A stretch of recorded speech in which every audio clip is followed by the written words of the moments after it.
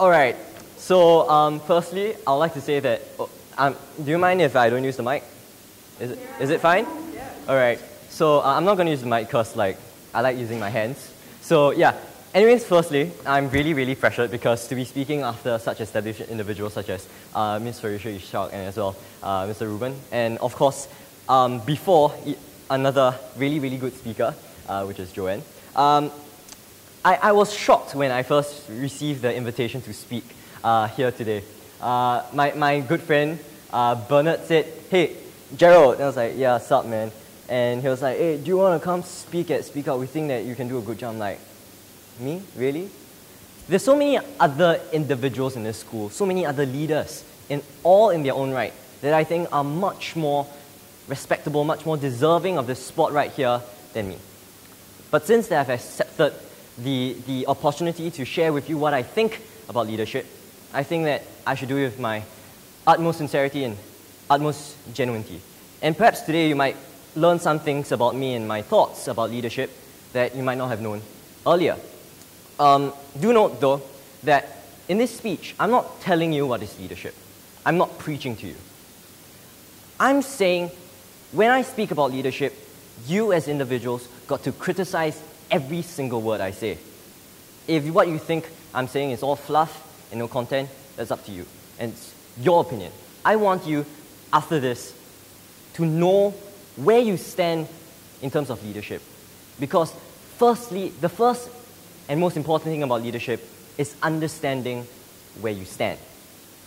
But really, leadership, this big concept, this term that is used to represent many different types of people.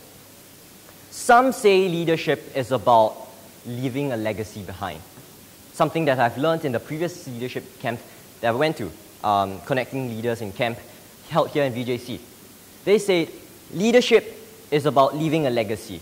And they showed us many illustrations of previous Victorians who have left a mark in the school, be it building the tree house, be it building the big flag that we see every day behind the assembly hall. And I thought to myself, is that really what leadership is? Secondly, some people also think that, hey, leadership is not about just leaving a legacy. Leadership, if you leave a legacy that is bad, that's not leadership. Leadership is about having moral integrity. Leadership is something different to everyone. Which is why, again, I say leadership is not something that I'll tell you what it is. It is a concept that is specific to yourself. I mean, if we are all going to look at Steve Jobs, we're all going to look at the late Mr. Lee Kuan Yew as leaders. I'm not saying that they aren't, but saying if they are role models and we're just going to copy whatever they do, are you sure that we are going to be the exact copy of them? Are we going to fall short in some places? I think most of us will. Most of us will never have that kind of innovation that Steve Jobs showed. And some of us might not have the tact that Mr. Lee Kuan Yew showed. But I think what we have is something innately unique to ourselves, something that defines ourselves as individuals and individuals that are leaders. And so, what did I press? Oh, okay. So yes, the leader in society, where do you stand? Because when we're talking about leadership and you're talking about all the different levels of leadership, say the CEO, he stands on top. And then you have the common phrase that comes about every now and then that says, oh, I'm a servant leader, I'm one serving the people from below. And then you seem to have this juxtaposition where you see the leader both at the top and at the bottom. So where does this leader really lie? And what about the people in between? They are the people that are most often left out. The people that think, hey, I'm just a follower. I'm neither below serving the people pushing that forward, nor the people leading them at the charge. But I think not. I think a leader is someone who stands not on the stage, but with the people. Now, leadership is really about influence. It's about how you can get people around you, people with you, people above you or below you in any way you want to see, to work together with you towards something. Which brings on to my next point. Oneself. The first part of leadership, the first and most important thing is belief. And actually, belief is something that's going to be the main concept of what I'm going to be talking about today in leadership. Because I think that belief is vague enough to apply to everyone, but strong enough that each one of us will believe that that is exactly what defines us. So when I'm talking about belief in oneself, I think that's the most important thing. Because I see a leader, as I said, with the peoples, but they are the pillars of society. And when I say everyone is a leader, I mean everyone is holding up society together. It doesn't matter whether you're marginalized. It doesn't matter whether you're put on a pedestal. You affect society around you in some way. Now, belief in oneself is especially important because if you don't believe in yourself, who else is there to believe in you? The most dangerous thing about life in general, I think, is placing your value and what you think of yourself on what other people think about you. That is when the most dangerous is. Because when people think highly of you, you have your ego flattered. As most of the case, I have my ego flattered by myself. But when people put you down, you feel so utterly broken that you require someone else to pick you up. And I don't think that's what a leader should be. A leader is a pillar. A leader stands for himself. A leader's belief in himself makes himself grow. Now, I'm placing a lot of emphasis right now on the individual leader, but that's not all. There are other elements to it. But to further illustrate this point on belief in oneself, let me give you a personal anecdote. When I first came to VJC, I thought, hey, I want to come here and I want to make a contribution to the school. And I thought, which institution would be the most appropriate one? And I thought, Students' Council, why not? Let's give it a go. I think I have what it takes. I think that I'm big enough and I'm good enough to fulfill what a student councillor should be. I ran for it. I didn't get in. I appealed to get in. I got in through appeal and I got kicked out again. It's true. And the reason why I got kicked out is very simple. I had too much belief in myself. So that's where belief kind of becomes confusing to me, because I always believed by this thought that belief in oneself is really important, self-confidence. And that's where people will say I'm arrogant. Now, I'm not saying that don't have belief in yourself, but what this personal anecdote taught me is that belief in yourself need not translate into arrogance. It only needs to translate in your ability to carry out the things that you have said. Which is why after I got kicked out from SC, I picked myself up. I believed in my own sense of leadership. I believed in my own capabilities. I wasn't going to let what other people thought about me, whoever I was to them, bring me down. I was going to say, hey, I'm going to stand up and I'm going to show everyone I'm going to take something that isn't that big in the school and I'm going to transform it to something big. That being iGlobe, my dearest CCA. When I told the IP students that I'm going to transform iGlobe into a big CCA, they laughed. They scoffed. They said, iGlobe has never been something like that. iGlobe is just a filler CCA. I said, no, iGlobe should not be that. I went through trials and tribulations, mockery from other people, but in the end, with my fellow iGlobe members, and of course, my favorite friend, Mr. Bharat S. Punjabi, the president of iGlobe, I believe us together, we form something new. Which brings on to my next point, which is a cause. Because belief in a cause is the second most important thing. Or, I wouldn't say second most important thing, I would say another very key aspect to leadership. Belief in a cause. Because the thing about dreams, about desires, is that if one doesn't have these dreams and desires, that's absolutely terrifying. Imagine this.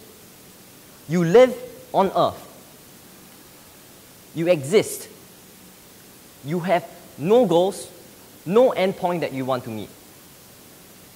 Where are you? Are you even moving? And that's why I say an individual is a leader, and it's important that an individual is a leader. Because if we are all not moving anywhere, or if the large proportion of people aren't moving anywhere because they don't know where they want to go, they don't have a cause, they don't have a dream, they don't have a desire that they want to pursue, then what happens to society? What happens then? We stagnate. We don't progress. And as a humanist myself, I think that that it would be our ultimate downfall. Next, others. Belief in others. And I'm going to talk about others in this sense in two parts. Firstly, I think most of us can empathize with this.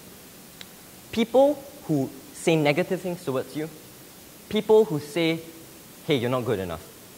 Hey, I think you can't do this. It's never been done before. People who don't trust you, people who don't trust the leaders around you. When you meet people like that, what do you say? Now you have belief in a cause, you have belief in yourself. But what does this belief in other people who bring you down translate into? I think that whenever someone tells you something bad about yourself, turn that circumstance into a strength. People said I was arrogant. People said I was power hungry. I always saw that, okay, yeah, I shouldn't be that. Society doesn't like that. But then I rethought all these values that people were telling me. I thought, hey, is it really wrong to be confident about yourself?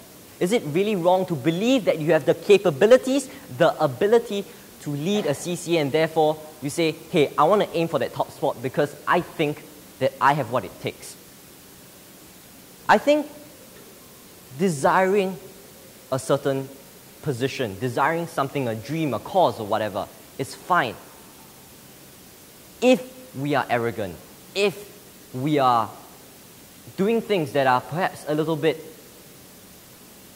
unorthodox to the common society out there, we should adapt and change the means of achieving the goal rather than changing the goal itself. A leader has to stand for his guts. His integrity is at stake whenever you change that cause of yours. And that's how other people would affect a leader. Another way about looking at others is belief in others in the sense that once you become a leader, there's something special about that title. It makes you think, now that I'm a leader, people seem to look up to me. So what do I do now? Very simple. You grow other people. Because I had this quote given to me by my friend Keith Tay. He said, before you are a leader, success is all about growing yourself, which is where the belief in yourself comes in. When you are a leader, success is all about growing others, because that's really the point of leadership. We as individuals can only do so much. We are constrained by our physical limitations.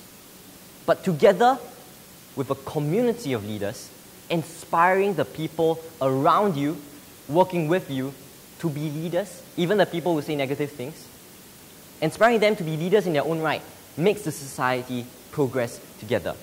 And one way I've realized this is something truly, truly extraordinary for me. I might not be as established as the previous two speakers. I'm only a student. But one thing I always prided myself in was that I think I'm very good at debating.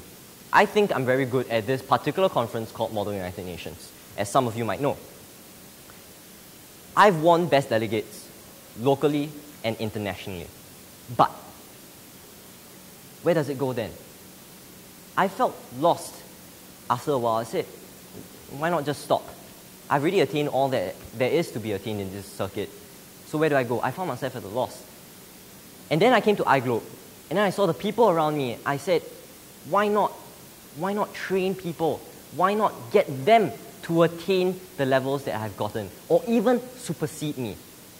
And this all manifested itself during this year's YNCAP month, YO NUS Model United Nations. It was an international conference. I had a few friends who went there with no prior experience. I was nervous for them. I trained them. I helped them with whatever questions they had. I participated in it too. I didn't win anything. For the first time ever in any competition I've ever took part in, I never won anything. And it was a devastating blow to me. But then I realized something. The very people that I trained, the very people that I thought, hey, wait, this is what a leader is, about growing individuals. I saw the person who gave me this quote, Keith Tate, winning his first ever award in Modern United Nations. I saw people who never ever participated in Modern United Nations locally win an award internationally. And that fulfillment is not just 10,000 times more. It's completely different. It's a whole new dimension of leadership that you need to experience for yourself. And I'm going to end off, sorry, did I press something wrong? Is it? Next slide. No, okay, never mind, it's fine. So, okay, I'm going to use the whiteboard now, okay? And I'm going to wrap up the speech in a very visual way. Say each individual in society is a seed. Okay, I'm an art student, but I can't draw. Let's say we are a seed, and this is the soil, right? So, science students, if the seed needs to grow, it needs to get out of its shell first, right? Kind of like breaking the eggshell or something like that. So that's where the belief in self comes in. You innately grow when nothing is around you yet. You grow and you sprout a little, but you haven't reached the surface. And how do you reach the surface? That's where belief in the cause comes in. And the cause is kind of like the sun. It's there, you're always striving towards it, you're always trying to attain this vision, but you know as a plant you're never actually going to get there. But you're always striving, you're always growing and reaching upwards. And when you grow and you grow, what else do you need? You need water. Water coming in, that's belief from other people in you. Something that Bernard showed me, something that Bharat showed me, something that my fellow friends in iGlobe showed me, my other friends from other places as well. And they helped me grow. They helped me grow even more as a plant, and then soon I became a young tree. And then this tree started realizing that he could grow even more and started creating fruits. And these fruits are, what do fruits contain? They contain seeds. And these seeds are exactly the people that you want to change into leaders as well. You want to change these seeds that you have grown into leaders such that they grow as well, and they can go on and grow more new seeds. And that's how inspiration for leadership and a passion for leadership works in a beautiful, beautiful way. And with that, I want to remind you of the quote because I really, really love this quote. Before you are a leader, success is all about growing yourself. Once you are the leader and you become the tree, success is all about growing others because you'll see a forest of leaders beside and with you. Thank you.